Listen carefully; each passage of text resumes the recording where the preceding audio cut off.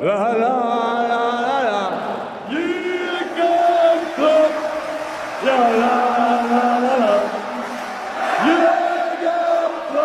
다른 선택은 없다. 무조건 리버풀이었다. 아직 본격적인 무더위가 시작되지도 않았는데 리버풀이 엄청난 선수 3명을 영입하는데 성공했습니다. 제레미 프림퐁, 플로리안 비르츠, 그리고 밀로시 케르케즈. 23살의 리버풀에 합류한 로버트슨도 어느덧 31살을 바라보며 신예들에게 자리를 건네줘야 하는 순간까지 왔습니다. 94년생의 로버트슨과 03년생의 케르케즈. 로버트슨이 처음 합류했을 때에도 케르케즈와 같이 파릇파릇한 느낌을 받았었는데 새삼 시간이 빠르게 흘러감을 느낍니다. 오늘은 긴 말 필요 없이 리버풀이 왜 이 선수를 데려왔는지, 팀에게 어떤 도움을 줄 수 있는지 가볍게 살펴보도록 하겠습니다. 케르케즈가 누구인가? 2003년 11월 7일 세르비아에서 태어났지만 헝가리 대표팀에서 활약하고 있는 밀로시 케르케즈. 10대 시절에서부터 헝가리로 넘어와 생활했고 세르비아와는 달리 헝가리 대표팀에서는 꾸준한 연락을 주며 연령대 대표팀에서부터 헝가리를 선택한 헝가리 대표 선수입니다. 프로 커리어를 보게 되면 헝가리 죄르에서 이탈리아 AC 밀란, 네덜란드의 알크마르, 잉글랜드의 본머스, 2021 시즌에서부터 매년 소속팀을 옮기면서 성장한 선수입니다. 매년 나라를 옮겨가면서 축구를 하는데도 빠르게 적응하고 성장하면서 지금의 리버풀까지 오게 된 부분이 정말 인상 깊습니다. 특히 이 과정에서 나온 몇몇 팀들의 관심을 보면 케르케즈가 이미 유럽 내에서 유망한 선수로 분류된 것을 알 수 있죠. 첫 번째로는 21-22 시즌 AC 밀란으로의 이적입니다. 헝가리 죄르에서 이른 프로 데뷔를 경험한 케르케즈는 당시 얼마나 빠르게 프로에 데뷔했냐 하면 16살의 나이에 헝가리 1부 리그 주전